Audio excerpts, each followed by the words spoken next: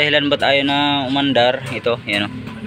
Kita nyo, putok na yung ano, putok na yung gasket.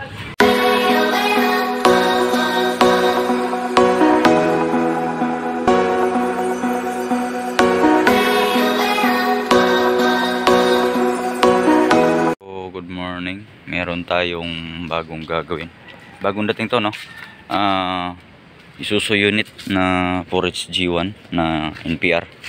So ang problema nito is nag-overheat na. Binuksan na natin yung makina ng 4HG1. So yung kanyang oil, meron ng sign na nahaluan ng tubig, ano. Meron nang nagkulay gatas diyan. Ayan, no? So resulta yan ng pagka-overheat. So babakbakin na natin ngayon. Tingnan natin kung ano pang mga nadamay. So yung bearing ng camshaft, kayo din. So yung camshaft natin meron din tama. So papalitan din natin bearing nun. So tanggalin muna namin yung cylinder head. Makita natin yung ibang diferensya niyan.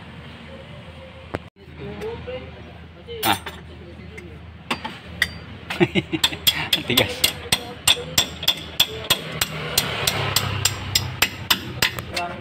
Alanganin. Dumaplis at mama ka doon sa radiator cap. Lambot nga, no? Laki-laki ng head bolt eh.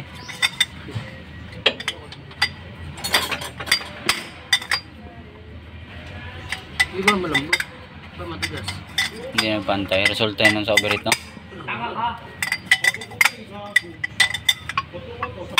Ano?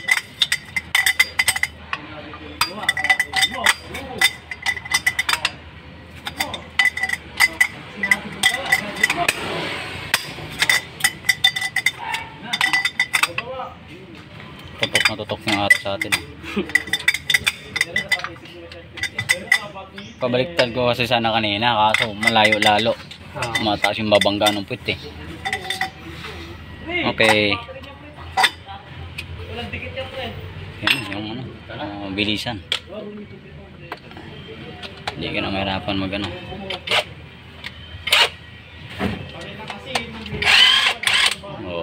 Okay.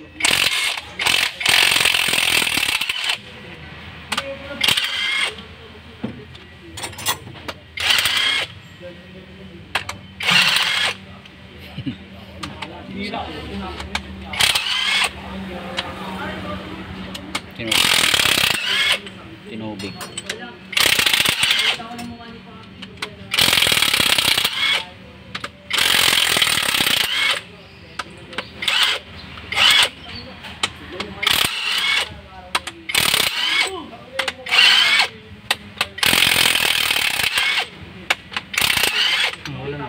Okay. Ayun, so ito na yung ano, natanggal na yung cylinder head natin. So bagong ano to, bagong gawa. Bagong top overhaul siguro. Kasi yung ilalim niya is hindi naman bago yung gasket, pero dito is meron siyang shellac, ayun oh. Shellac. So ang dahilan ba't ayaw na umandar, ito, ayun oh. Kita nyo, putok na yung ano, putok na yung gasket. So sa laki kasi ng makina, ginamit asbestos. Ewan ko ba, laki-laki ng makina, gagamitan mo ng asbestos. Siyempre malakas compression yan. Ayan, so kaya hindi na siya umandar kasi yan talagang tinubig na. Tinubig yung buong loob. Okay, so yan yung problema. So tatanggalin na natin to. Grabe. Pag makamalaking ano kasi huwag niyong gamitan ng asbestos. Okay lang yan kung mga maliliit lang ng makina. Ito, ang lakas ng compression nito, tapos gagamitan nyo na ng asbestos. Ayan o. Oh, putok. So pumutok siya. Ayan. Okay. Tapos talagang sign niya na naubos yung tubig, ano, pumasok sa tambutso lahat. Ayan, kalawang, kita nyo naman. 4 3 2, yung uno malala.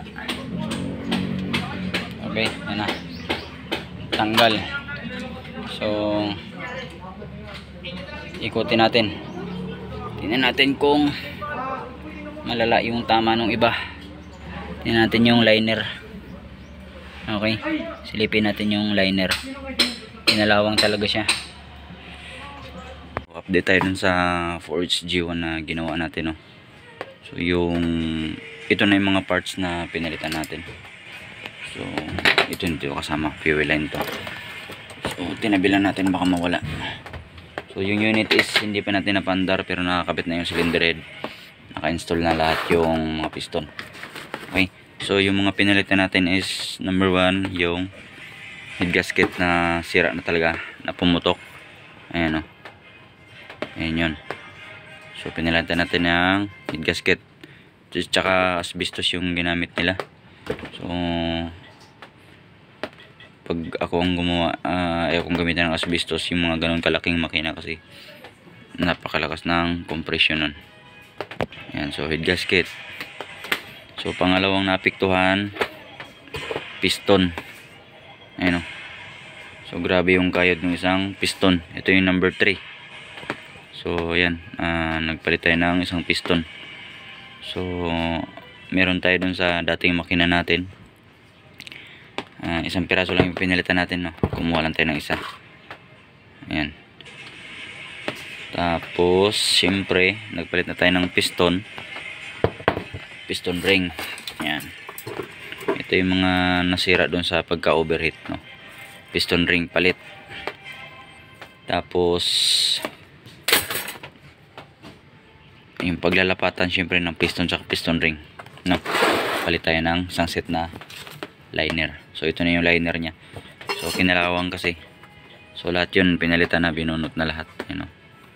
Kinalawang, pinasok na ng tubig yung makina habang naka-stack siya, no? Or yung hindi na siya umandar. So tuloy pa rin yung pagbaba ng tubig na ipon dun sa may piston. Kaya dito namakat sa liner.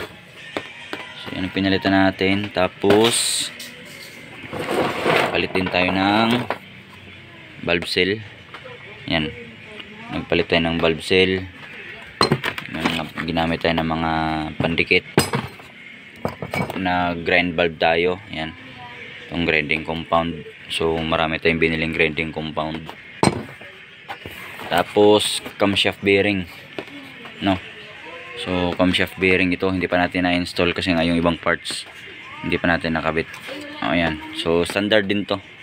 Ayan, nakalagay naman. So ito yung mga pinalitan natin. Yung unit natin is konti na lang yung natin ikakabit, yung mga panlabas na lang, no? So wala tayong space na paglalagyan ng paglalagyan ng mga piyesa sa pagbubuuan. So nandito tayo sa ibabaw ng sasakyan. Dito na lang natin nilatag lahat. So safety lang natin tong mga gamit. Lagay ng torque wrench natin. Lagay ng torque wrench, itabi na muna natin to. Ilagay na natin yung ibang gamit dito. Ayan. Fuel lines. Ito, return ng fuel. Tapos ito yung plate ng glow plugs. Ipunin na natin para hindi mawala. So hindi pa kasi tayo makagawa ngayon ulit. So ipunin lang natin, no? Yan, so ito yung kanyang 4 na glow plugs. Tapos yung cylinder nga pala natin, no, nagpa-reface tayo. Pinamachine shop natin yun. So bago ko pinadala sa machine shop yun is gumamit muna ako nitong straight edge, no? Or isang aluminum bar.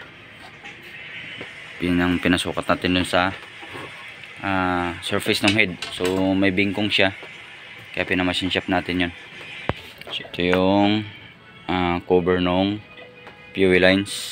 Yan, cover ng fuel lines yan. So yung nandito is fuel filter, tsaka yung mga bolt and nuts ng injector, pati ng valve cover, no? So ito yung lock ng injector plate. Yan, dyan na rin yung mga nut nya, no? Tapos Tapos ito yung kanyang camshaft tsaka mga rocker arm.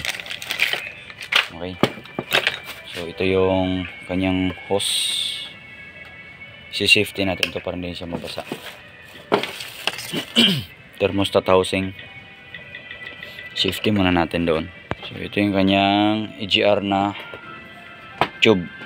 Ayan, yung papuntang intake. Ito yung sa exhaust na side.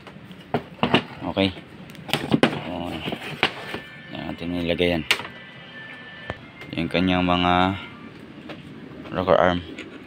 So nandito lang yung mga bolt. Ayan, nakakabit lang rocker arm nya. So buo naman yung roller nito, wala namang naging damage, no? Buo lahat. Rocker arm. Tapos, so ito na yung kanyang camshaft. So yung camshaft na is ipapolish natin to, no? Kasi nagkaroon to ng hairline, yun, no? Kaya nagpalit tayo ng bearing, ng cam bearing, no? Yan, may hairline yan. Pero goods pa naman, ipapalis lang natin yan, pakikintabin lang natin. Okay, ito yung 4 na injectors. So kung makikita nyo isa, yan, kinalawang. Ito yung 4 na injectors nya. Ilalagay lang natin dyan sa lagayan. So kaya ako nagpalit ng bearing, no? So ito yung kinalabasan ng bearing ng camshaft, yan, no? Nakikita nyo naman na puro gas-gas yan. Puro gas-gas. Kayod. Ayan, kayod. So standard to. May nakalagay naman yan. Ayan, standard. So palitin ng bearing. Itong isang camshaft cap. Tapos yung mga bolt saka nut nandito. So tatabi na lang natin to. Yan, andyan siya. Kompleto na lahat. Yan, so ito na yung unit natin. Hindi lang natin siya maangat para makita sa inyo yung makina. Sasabi tayo sa may puno ng avocado. Okay, so okay pa to. Goods pa yung loob, yun, no? Ito ay Japan na unit, no? So corrugated yung van. Imported to, pero yung plate local. Imported. NPR na 5 holes na 15 feet na may lifter sa likod. Ayan.